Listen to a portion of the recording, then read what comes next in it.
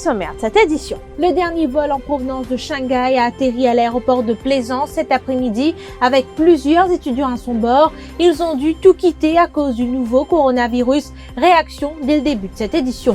Les autorités toujours en discussion avec la France en vue de faire évacuer les 15 Mauriciens qui se trouvent à Wuhan en Chine. Affirmation du ministre des Affaires étrangères. Ces Mauriciens seront placés en quarantaine à Paris pendant 14 jours. Et dans ce même registre, début de février, difficile pour le tourisme. 5000 touristes en moins comparé à la même période l'an dernier. Nous irons vers d'autres marchés touristiques pour combler la baisse dans les arrivées du marché chinois, annonce le ministre de tutelle, Jolie Jongard. Netflix disponible sur Canal+ Maurice à partir de février, annonce faite lors d'une conférence de presse au Canal+ Store de Bagatelle à la mi-journée. On vous en dit plus tout à l'heure. Le dernier vol en provenance de Shanghai à destination de Maurice est arrivé cet après-midi à l'aéroport de Plaisance. De nombreux étudiants étaient à bord de ce dernier vol. Christina Nélan était sur place. Ces étudiants ont dû mettre leurs études en suspens en raison du nouveau coronavirus. C'est vers 13h30 que le dernier vol de Shanghai a atterri aujourd'hui. Pour les parents mauriciens venus attendre leurs enfants à l'aéroport, l'attente était interminable. On nous a raconté qu'aucune communication ne filtrait hors de l'avion pendant l'exercice de détection des autorités mauriciennes. Et pour les étudiants, une fois descendus, ils s'estiment chanceux d'avoir pu revenir, même s'ils nous ont confié qu'ils font confiance aux autorités chinoises pour contenir ce virus. Le parcours depuis leur campus jusqu'à l'aéroport décrit comme risqué au niveau sanitaire pour certains. Leurs études sont en suspens et ils réfléchissent maintenant à un moyen de retourner pour la prochaine rentrée qui a été repoussée à mi-février. On nous raconte également que des Mauriciens n'auraient pas réussi à arriver à temps à l'aéroport de Shanghai pour prendre ce dernier vol et rentrer à Maurice. Et interrogés à leur sortie, les passagers affirment que le retour n'a pas été difficile, mais il a fallu suivre les étapes de sécurité. C'est pas trop compliqué, mais il faut des check-ups partout à l'aéroport, comme la fièvre, prendre la fièvre. Des checks thermales, tout ça. Et c'est presque comme ça partout. Même quand on peut prendre les trains, tout ça, les métros, ils font des checks. On est venu direct à Maurice. Mais c'était un peu risqué, mais on a pu le faire. Tout le monde était un peu en panique, comme si, pas grande panique, mais tout le monde avait peur. Il n'y avait rien qui était bloqué et on a pris. Il y avait des trains qui étaient toujours en train de rouler, mais on a préféré prendre une voiture qui sort directement de Jinhua à rouler jusqu'à Shanghai, directement à l'aéroport. À l'aéroport, là, on a attendu le vol et on est rentré. Il n'y avait pas grand problème pour l'instant. On n'avait pas beaucoup d'informations par rapport à l'université. Ils ne nous avaient pas dit de rentrer à la maison, ils ne nous avaient pas dit quoi faire. Alors nous-mêmes, on a décidé de rentrer à Maurice. Quand on est sorti, c'était toujours un winter break. Alors l'université n'est pas encore repris et ça ne va pas reprendre pour un moment là, mais ils ne savent pas c'est quand. Ils n'ont pas encore dit quelle date on va reprendre l'université. Alors ça va être par rapport à ça. Oui, je suis assez soulagée, oui, d'être ici, oui, mais c'est ça, on va devoir voir c'est quoi la situation parce que pour pouvoir repartir et tout ça, ils doivent avoir tout au contrôle pour pouvoir repartir.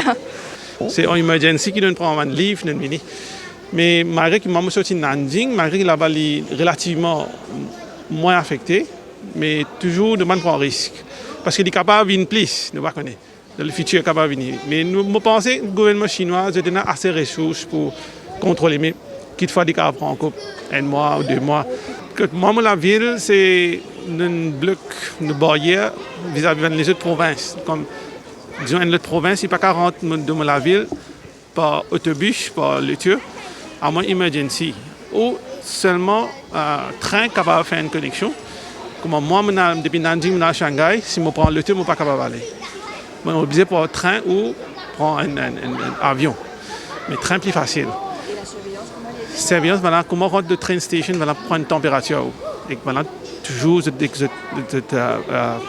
quitte, toujours, je check. Et je demande nous si on a la fièvre, tout ça. Presque comme ici, nous pouvons faire. Les autorités toujours en discussion avec la France pour faire évacuer les 15 Mauriciens qui se trouvent à Wuhan en Chine. C'est ce qu'affirme le ministre des Affaires étrangères. Selon Nando Boda, ces personnes devraient partir lors du deuxième exercice d'évacuation qu'effectuera la France. Ces Mauriciens seront ensuite placés en quarantaine à Paris pendant 14 jours. Les frais de voyage et la mise en quarantaine seront pris en charge par l'État mauricien. Nando Boda a fait cette déclaration cet après-midi lors de l'inauguration d'une médiclinique à Floréal. On peut maintenir les vols sur Hong Kong aujourd'hui, mais en ce qui concerne les Mauriciens qui sont à Wuhan, donc il y en a 14, il y en a 13 adultes et 1 enfant.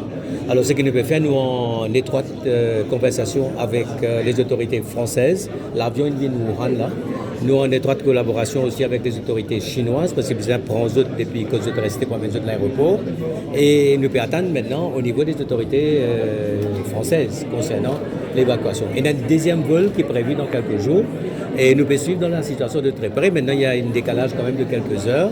Donc, nous faisons une cause avec le Premier ministre, c'est une cause avec mon collègue de la Santé. C'est le gouvernement qui reprend en charge les frais, à la fois du voyage et de la période de quarantaine à Paris. Et donc, nous devons suivre la situation de très très près parce qu'il nous l'est à tout prix qui, Samandimouna, nous capables de faire tout ce qu'il nous capable. Et puis, nous avons Mme Gajada qui est le second secrétaire et M. Gajada aussi à Paris, à Beijing, qui est en communication personnellement, nous disons qui cause avec eux personnellement. Et par la suite, il y a tous les Mauriciens qui sont en Chine. Et ça, nous disons comme ça qu'il y a Mauriciens qui prendre toutes les dispositions pour faire capable de retourner à Maurice. Nous irons vers d'autres marchés touristiques pour combler la baisse dans les arrivées du marché chinois. Propos de Joe Lejongar, le ministre du Tourisme, était face à la presse cet après-midi. Selon lui, 75% des réservations chez Air Mauritius ont été annulées, chiffre qui représente 1 millier de touristes. Le mois de février débute déjà avec 5000 touristes en moins. Comparé à la même période l'an dernier, le mois de février pourrait s'avérer difficile si le virus continue à se propager, selon le ministre du Tourisme. Les logiques qui, à partir de sa décision-là, une arrivée touristique de la Chine les pour affecter.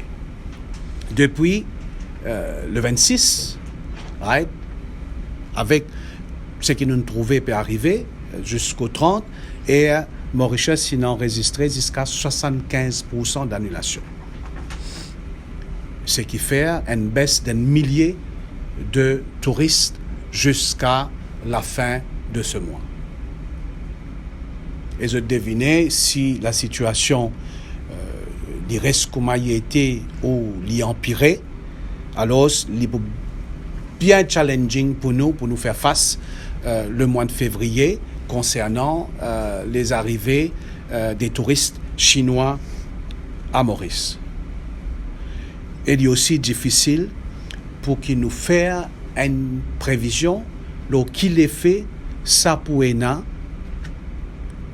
jusqu'à la fin de l'année.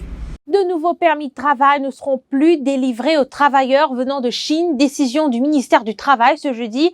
Selon le ministre Sudesh Kalichurn, cette décision affecte non seulement les nouveaux permis, mais aussi les travailleurs chinois qui détiennent déjà un permis d'emploi à Maurice, mais qui sont en vacances dans leur pays. En revanche, ceux souhaitant renouveler leur permis peuvent toujours le faire à condition qu'ils n'ont pas été en Chine durant les 15 derniers jours et qu'ils aient obtenu un certificat médical attestant leur bonne santé. Tout à fait autre chose à présent, le gouvernement a déjà identifié 4 sites pour démarrer son projet de piste cyclable dans le nord, l'est et 2 sites dans le centre. Cette annonce a été faite par le ministre du Transport et du Light Rail ce matin à Rosehill. Selon Alan Ganou, des études de faisabilité sont actuellement en cours dans ces régions et un rapport est attendu en avril prochain. Alan Ganou participait à un forum débat organisé par le fellowship First Aiders.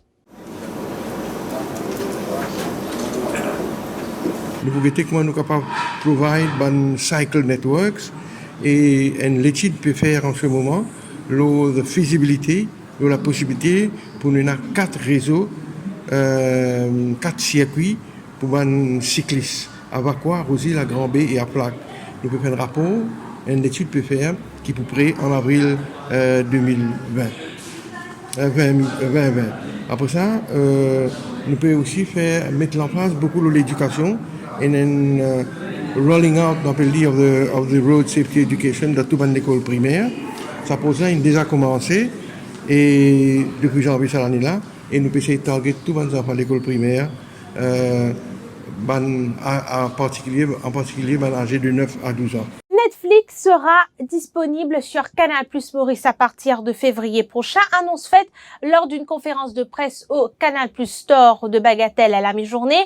Les clients de Canal+ Maurice qui ne sont pas encore abonnés à Netflix devront payer un supplément dont le montant démarre à partir de 300 roupies.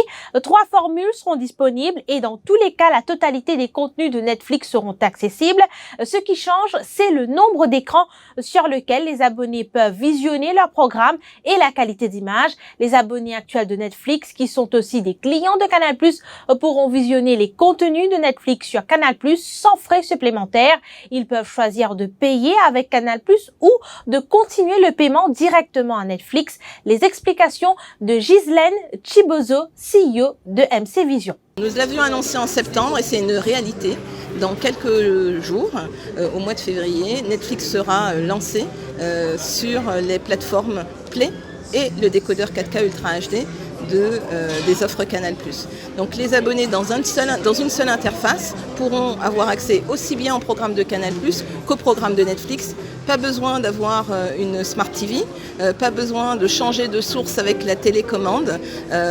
Sur un seul écran, ils pourront accéder à tous les contenus, séries, films, documentaires qu'ils préfèrent. Alors, pour pouvoir s'abonner, il faut d'abord que l'abonné soit abonné aux offres Canal+, première chose, qu'il ait le service Play et le décodeur 4K Ultra HD. Avec cela, il se connecte directement sur son décodeur, il s'abonne à Netflix en choisissant sa formule et il peut choisir ou de payer son abonnement via les offres Canal+, c'est-à-dire qu'il aura un prélèvement unique, ou alors il peut continuer à payer son abonnement via Netflix s'il est déjà abonné en carte bancaire. C'est son choix. Ce qui nous amène à la fin de cette édition. Merci d'avoir été des nôtres. L'info en continu sur le www.defimedia.info.